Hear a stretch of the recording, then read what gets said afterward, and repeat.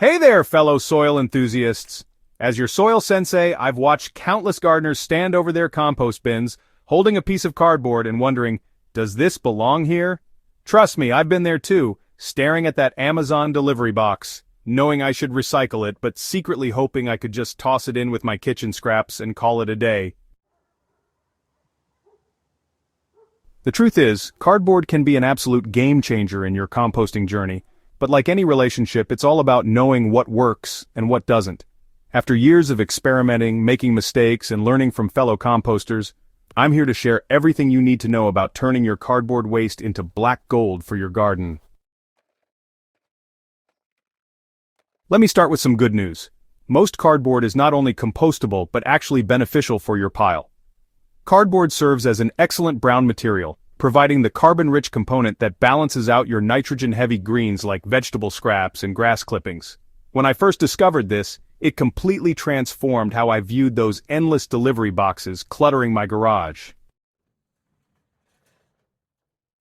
The magic happens because cardboard is essentially processed wood fiber. It breaks down relatively quickly in compost conditions, usually within 3 to 6 months, depending on your pile's temperature and moisture levels. What's even better is that cardboard acts like a sponge, absorbing excess moisture while creating air pockets that promote proper aeration, two critical factors for successful composting.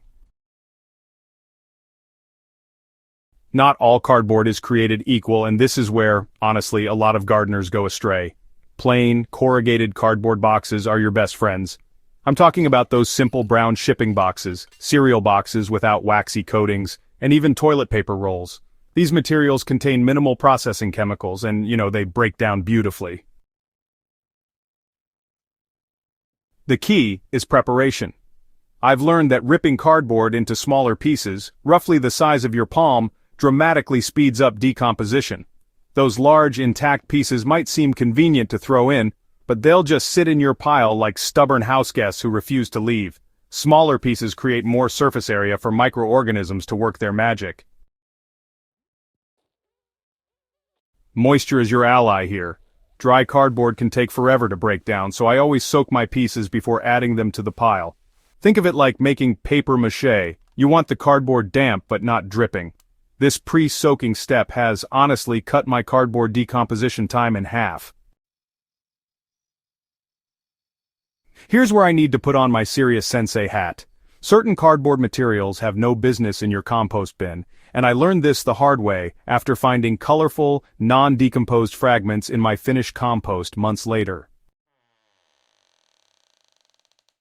Glossy cardboard is public enemy number 1. Those shiny magazine inserts, heavily printed pizza boxes, and laminated packaging contain plastics and chemicals that won't break down and definitely don't belong in soil you'll grow food in. If you can't tear it easily or if it feels plastic-like, it's a no-go. Wax-coated cardboard is another troublemaker. Many food containers, especially those designed to hold liquids or frozen items, have wax or plastic linings that create problems. These coatings prevent proper decomposition and can introduce unwanted substances into your finished compost. The tape situation deserves special attention. I used to spend honestly frustrating minutes trying to remove every piece of packing tape until I realized that small amounts of standard packing tape typically won't hurt your compost.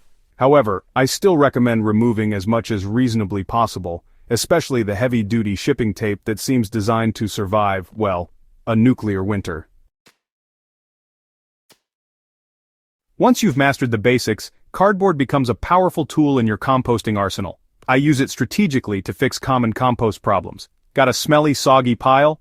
Cardboard absorbs excess moisture while adding crucial carbon. Dealing with a pile that won't heat up? Cardboard provides food for the microorganisms that create compost heat. Layering is where cardboard really shines.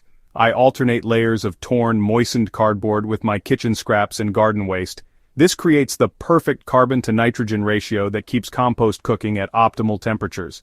During autumn, when I'm drowning in leaves, cardboard helps balance out all that carbon-heavy material. One technique I've perfected is using cardboard as compost pile walls. Large pieces of corrugated cardboard can form temporary barriers around your pile, and as they slowly decompose, they become part of the compost itself. It's like having walls that eat themselves. Pretty cool, right? Even experienced composters run into issues with cardboard. The most common problem I see is impatience.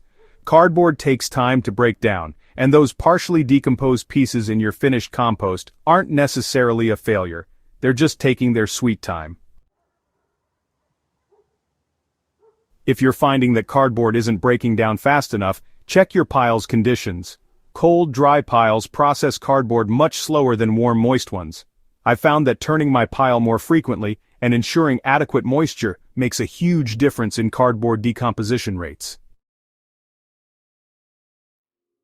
Some gardeners worry about chemicals in cardboard, and while most modern cardboard is relatively safe for composting, you can further minimize any concerns by focusing on plain, minimal-print cardboard and ensuring your compost reaches proper temperatures during the thermophilic phase. Thinking beyond just composting, cardboard offers other garden benefits worth considering. Before composting, I often use large cardboard sheets for sheet mulching or as biodegradable weed barriers. This dual-purpose approach maximizes the value I get from each box. For apartment dwellers or those with limited outdoor space, cardboard works beautifully in vermicomposting systems. Worms absolutely love cardboard, and it helps maintain proper moisture levels in worm bins while providing bedding material. The beauty of cardboard composting lies in its simplicity and accessibility. Every household generates cardboard waste, and turning that waste into soil amendment feels like gardening alchemy.